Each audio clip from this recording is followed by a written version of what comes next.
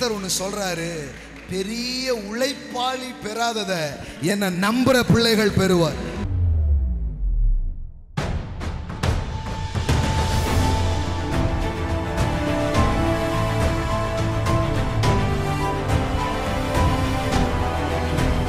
ஆகாயத்து பட்சிகளை கவனித்து பாருங்கள், அவைகள் எல்லாம் சொல்லுங்க, விதைக்கல, நோ சோயிங், அப்புறம் நோ ரீப்பிங், அறுக்கவும் இல்லை,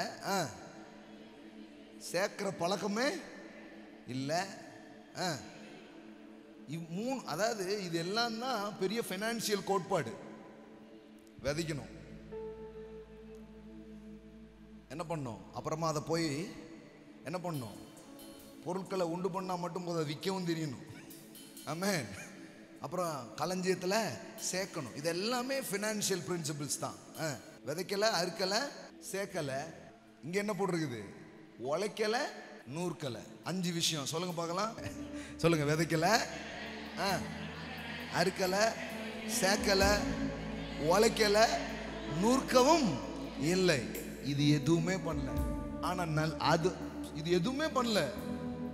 ஆனா ஆண்டவர் சொல்றாரு, அந்த பூவை பார்த்திருக்கியா, சாலமோன் பெரிய ராஜா, இவன் கூட இப்படி உடுத்தினது இல்ல.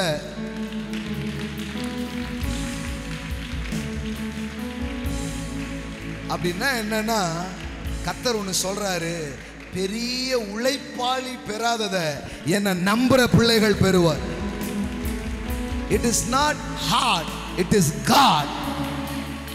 இது கடினத்தினால் வரவில்லை, இது கர்த்தரால் வந்தது. இது கர்த்தரால் ஆயிற்று, இது கர்த்தரால் ஆயிற்று, இது கர்த்தரால் ஆயிற்று. Not effort.